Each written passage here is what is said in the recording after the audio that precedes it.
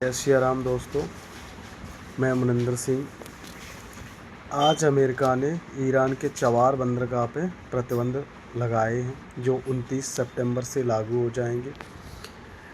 इस बंदरगाह से भारत बहुत सारा व्यापार करता है जो अफ़गानिस्तान और रूस और यूरोपियन कंट्री को भी सामान आता जाता है, क्योंकि ग्वादर कोट पाकिस्तान का है जो चाइना ऑपरेट करता है।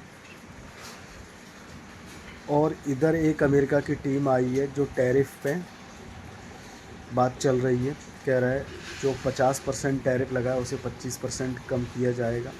उधर डोनाल्ड ट्रंप मोदी जी की तारीफ़ करते नहीं थक रहे, रोज़ कुछ ना कुछ ट्वीट करते। कभी बोलते हैं कि मोदी जी मेरे अच्छे फ्रेंड हैं, भारत हमारा एक स्ट्रेटजिक पार्टनर है, हमने सैंक्शन लगाए रसिया की बदौलत। ये सब CIA और अमेरिका की एक धूर्त चाल होती है। लोग सोचते हैं कि अमेरिका हमेशा लोगों को, छोटे छोटे देशों को सपोर्ट करता है या फिर भारत के को फिर से सपोर्ट कर रहा है, तो ये आप बिल्कुल भी ना सोचें। उधर अमेरिका बांग्लादेश में अपने सैनिक भेज रहा है, पाकिस्तान में उसने बेस बना रखा है। हर देश में जहाँ भी उसे लूप होल मिलती है वहाँ अपना सैन्य बेस बनाता है। भारत इस टाइम पे और मोदी जी किसी की सुन नहीं रहे और बहुत तेज़ी से ग्रो कर रहा है। पिछले 11 साल में ही स्थिति बदल गई। अब उसे लगता है कि चाइना से तो वो खुल के लड़ता नहीं, क्योंकि डरता है। चाइना का जो प्रॉक्सी वार है वो उसने अमेरिका में ऐसा सेट कर रखा है कि वहाँ पे तो वो ठीक कर देगा। सबको पता था कि कोविड चाइना ने किया है, लेकिन किसी की हिम्मत नहीं कुछ कर पाए। तो अभी क्या है कि चारों तरफ सामने से तो भारत से लड़ नहीं पा रहा है, तो कभी कुछ बहाना लेता है, कभी कुछ। CIA का यही रहता है कि सामने से आपको दोस्ती करेगा। और वैसे भी अमेरिका के किसी ने एक ट्वीट बताया भी था, बहुत सारे लोगों ने कहा कि अमेरिका की दुश्मनी से ज़्यादा ख़राब है दोस्ती। तो दोस्तों, हमारे देश के लिए थोड़ा सा कठिन समय चल रहा है, लेकिन ये है कि महादेव की कृपा से निकल जाएगा। तो और वैसे भी आपने नोटिस किया होगा, मोदी जी हमेशा बोलते रहते हैं कि स्वदेशी अपनाओ।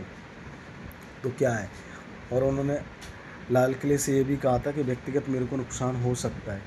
आपने देखा होगा इसने 91 करोड़ शायद खर्च किए थे बांग्लादेश में।